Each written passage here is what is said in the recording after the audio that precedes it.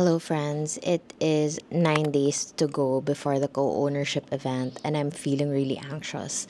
It is currently Feb 19. Ang balak naming opening is March 1. We will be meeting the co-owners ng Seco Sweets Calatagan. And honestly, kagabi, sobrang anxious ako about things. Ang dami pa kasing kailangang bilhin. Ang dami pang kailangang asikasuhin. And I was really I'm letting it out. I was doubting myself if kaya ba talaga to, kakayanin ba, 9 days na lang, anong mangyayari, and all of those things, lahat ng mga anxiety. I was really feeling anxious and wala akong oras, honestly, to feel that. It's not that I'm pushing down my feelings, it's just that I really need to be ready, like with my brain. Na parang konting-konti na lang, Rize. Konting-konti na lang. I need to, santabi saglit ang panic at anxiety para makapag-isip ako ng maayos. And honestly, that is the reality of being a business owner. That is the reality of life sometimes na minsan hindi mo talaga may iwasang later na lang mag-breakdown ng clock kasi ang dami pa nating gagawin. And what I did to calm myself down is to journal. So, dito, sinulat ko lahat ng mga feelings ko. And after that, okay, ano bang kailangan natin gawin? So, I brain dumped everything in here. And I realized, okay, kaya naman pala. Merong mga, ako mismo yung gagawa. Meron namang pwede kong ma-delegate. Meron namang pwedeng magpatulong ako kay Josh. So, right now, just documenting it here. Kailangan mabili ko na yung curtains and rods. Nakakuha na ako ng supplier. Then, I'll be getting samples of robes, linens, pillowcases dun sa isang friend ko. Isasend din niya yan today. I'll also be ordering table samples kasi I also have an online supplier of furniture. So, kukuha ako sa kanya kasi iniisip ko better na kumuha na ako ng ready-made compared to ipapa-customize ko pa kasi I only have 9 days left. Then I'll also be ordering mirrors. Tas nilista ko din dito kasi bukas hiring na. Final interview na actually. Thank you so much, Jazel, for helping me with this. Siya na yung nag-initial interview. Ako na yung final interview. And then, I'll be meeting them. Punta kaming Calatagan tomorrow. But, I will also be bringing stuff sa Calatagan. Yung hangers, towel racks, toilet paper holder, and may bakal akong gustong dalhin for tables. And then, ang mga to-do ko is to buy mattresses. I'm buying from IKEA. I think that's the best mattress that I had. I also checked Uratex. I also checked Salem. I also checked Mandaue Foam. So far, yung IKEA pa rin yung the best. I also want to order signages. Tapos, so, for this week and next week, I'll just be focusing on Sea Cove kasi yun talaga yung crucial. So, back burner ko na naman si Entrepreneur's Cradle kasi if you're watching the vlog, you'll know na I'm filming content for Entrepreneur's Cradle because we are relaunching our website. And then, kasi for the past few weeks, I've been focused on Lana and Mink naman. So, this time, I'm focusing on Sea Cove, Sweets Calatagan. Ayun lang. That's a lengthy chika update. I got this. We got this. We got this. Okay? So, yun nga. If you are quite overwhelmed with things, take a deep breath, pause, write things down, brain dump everything, and then you categorize. Just categorize everything. Identify mo rin kung ano yung mga pwedeng magawa mo, ano yung mga pwedeng mo ma-delegate, or pwedeng ma-backburner muna. Ayan lang. We got this. We got this. Bye. Good morning. On our way to Calatagan today to interview some staff. Final interview na natin. And then, I'll meet the landscaper. I'll check the venue kung saan din kakain for the event on March 1. Fingers crossed. And I'll take you along with me. Very, very minimal makeup lang tayo today kasi so far mainit pa sa resort, mainit pa sa Sea Cove. So, blush lang tayo. I just had my sunblock. Blush lang ako, tsaka I think konting contour. Papawisan din tayo dun for sure. So, Very, very minimal makeup lang. See? Dala namin itong sample table na susukatin natin sa dining area ng rooms, pati yung mga chairs dyan.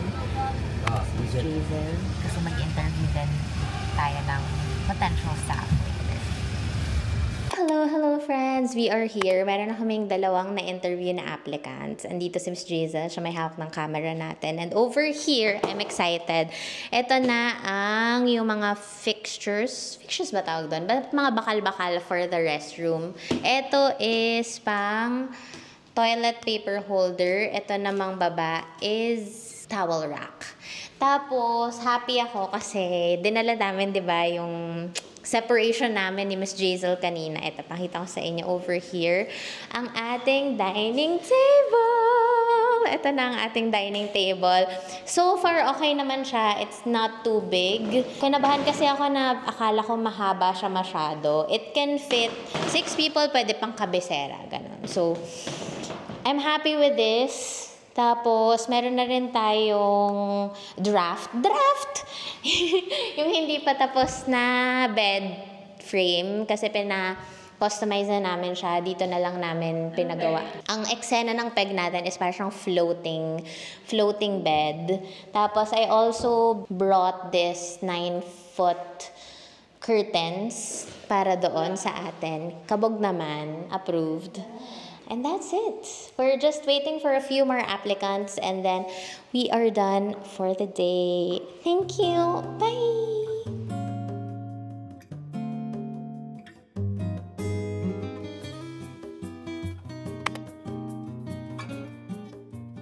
Hello friends, it is February 26. It is 4 days to go before the soft opening with the co-owners and I'm so freaking tired. Like, physically tired. Kasi ang dami pang mga kailangang last minute na kailangang bilhin, bayaran, hanapan ng funds, etc. And it's so tiring but so exciting at the same time. Kapag mga nag-uumpisa or sa start ng bagong negosyo or whenever we are about to launch, ito talaga yung isa sa mga favorite parts ko.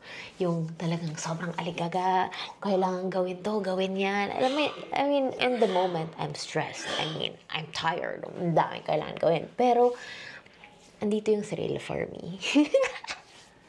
I don't know. Ako lang ba yung ganun? If you are a business owner, ganito ka rin ba? Pero yeah, I'm just really so excited. 4 days to go. We are about to go to Calatagan. Ang agenda namin is may dadaanan lang muna kaming isang office for a meeting with a developer.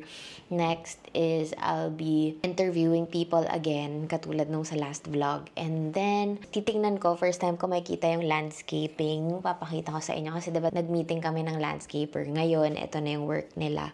So, now, I'm just excited to see that. Of course, mag-sunblock tayo sa katawan. Don't forget to put on your sunblock sa katawan.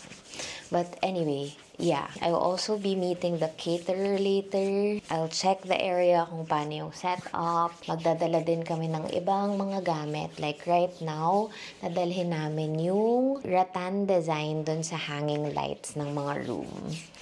It is crunch time, but it is such exciting times ahead. I also sent out invites already sa co-owners.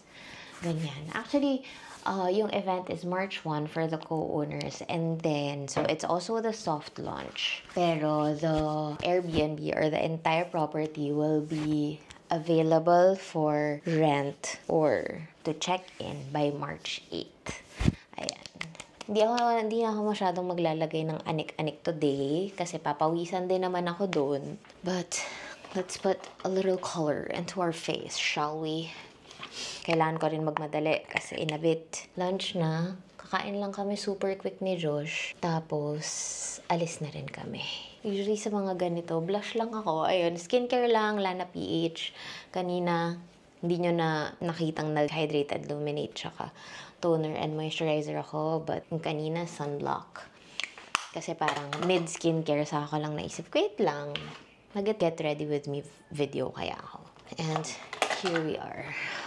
Just a bit bronzer. that's it.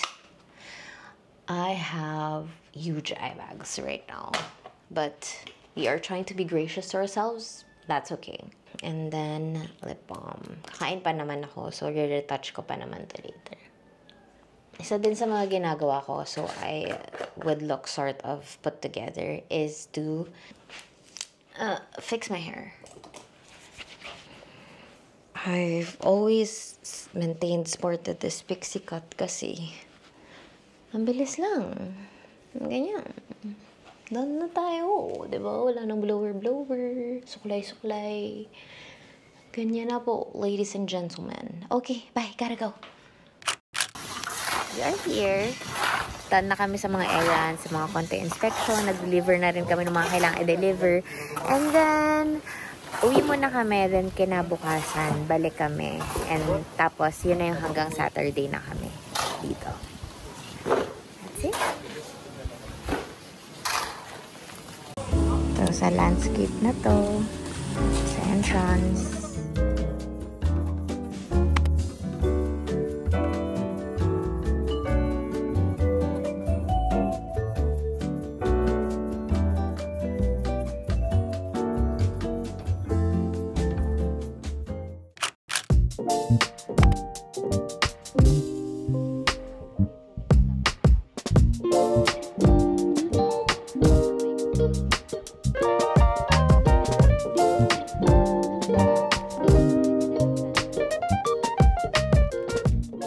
Hello friends, I just finished skincare. It was such a long day today.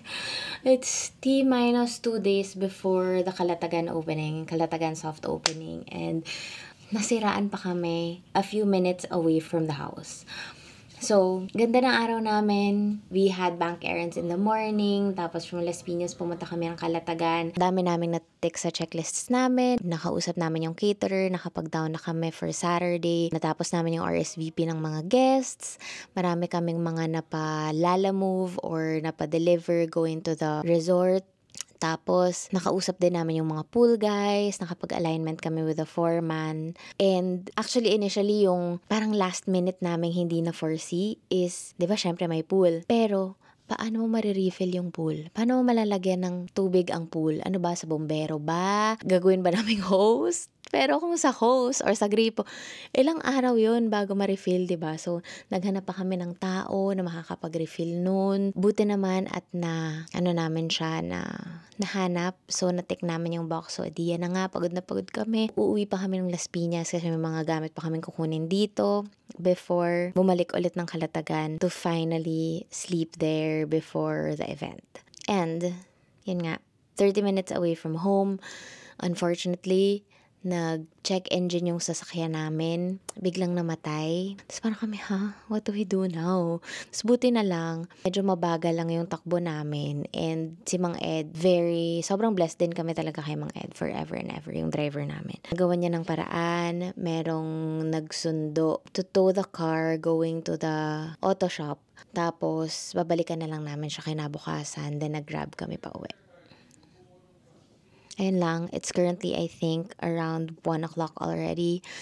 I have yet to eat dinner and prepare, mag-empake kasi alis din kami bukas for Calatagan. Ayun lang. We got this. Kaya natin to, friends. Goodbye. See you tomorrow. Hello from Future Riza. For the next few clips, naalala ko, I was too anxious about the opening. Ilang hours na lang before the opening. Ang dami pa namin hindi tapos. We planned to stage 5 rooms pero ang nagawa lang namin 2. Hindi pa tapos yung kitchen. Hindi umabot yung supplier ng pool to clean it out. As in, para siyang ilog. As in, hiyang-hiya ako kasi as in, naaalala ko, grabe yung iya ko kay Josh kasi nga, hindi umabot yung mga kailangan umabot. Hindi natapos yung mga kailangan matapos. And halos lahat ng co-owners namin pupunta. Siyempre nakakahiya yun, di ba? Kasi hindi pa tapos. But I just realized, I just needed to let go.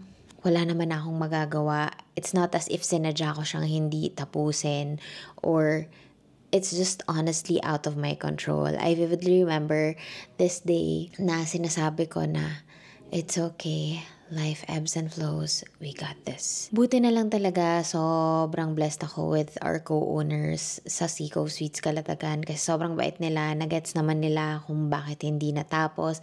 Of course, I heard someone got disappointed but wala naman akong magagawa doon. It's not as if sinadya namin siya. So, ayun. Naalala ko lang yung emotions ko back then na I was too anxious. I was crying. I was feeling so helpless. But it's okay. We have to let it go. We have to let it go.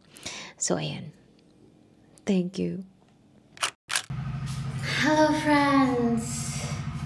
It is T-minus a couple of hours before we open Seacove Suites Calatagan. And we are preparing and staging 5 rooms. Yung dito sa first floor. Papakita namin ito sa mga co-owners. So, right now, isang room pa lang, it is currently 10 p.m. Isang room pa lang na natatapos out of 5. So, wish us luck, my God. Yeah, so I'll take you along with me as we do this. I have the team with me, and then ako yung task to set up the room. Let's do this.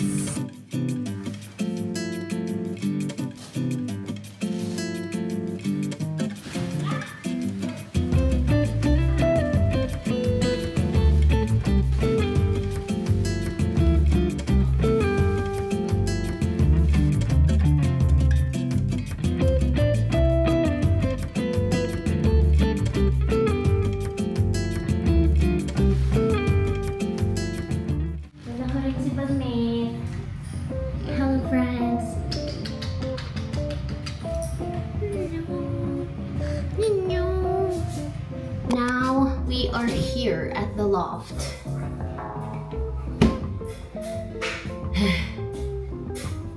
Let's unbox this. Unbox!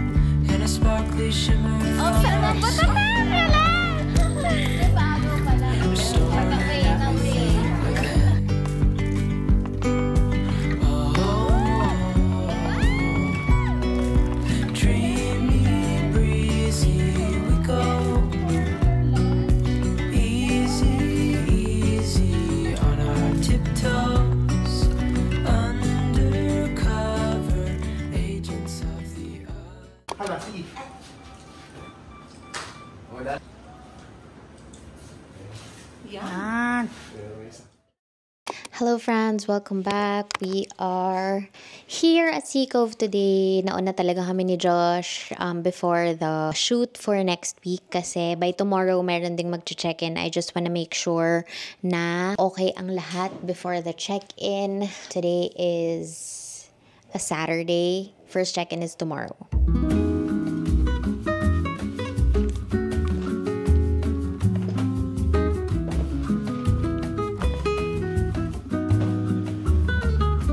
Hello friends, good morning. We are clearing out the reception Kasi may guest nang dadating. Para lang maganda tignan, lilipat namin sa ibang room. Kanina pa ako naglilipat, so hence the hingaw.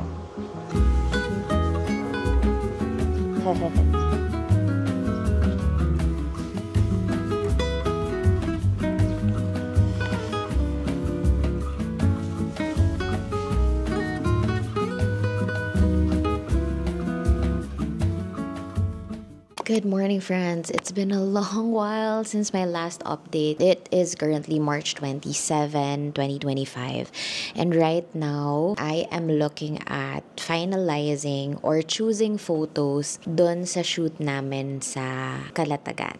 This is for Seco Suites Calatagan, by the way. If you don't know it yet, we soft opened last March 1 and we are just selling limited rooms kasi we currently have 10 rooms pero ang available pa lang for sale is the 5 rooms. So now, we did an official shoot with my brother Miko. Friends, if you're looking for a photographer who would elevate all your products and your services and your Airbnbs, I highly recommend my brother. Not because he's my brother, pero sobrang galing niya talaga, I swear. So now, what I'm currently doing is, I am finalizing photos. Pinipili ko yung mga photos na ilalagay ko sa Airbnb, sa Booking.com, and sa Agoda. Kasi it has to be high quality and stuff. So, I already have the photos for the pool, for the kitchen, for the bedroom. Tapos, I'll just upload for today. Also, quick life update. Sobrang daming nangyari this March. Bakit parang sobrang haba ng March, guys? I'm not sure if it's just me, but ang daming ganap. The good and the bad. But I acknowledge it. I know life ebbs and flows. We got this. We got this. Huwag niyo nang tingnan masyado yung desktop ko, ha? Pero, I know it's makalat, but this is what a busy Riza is. Okay, let's do this.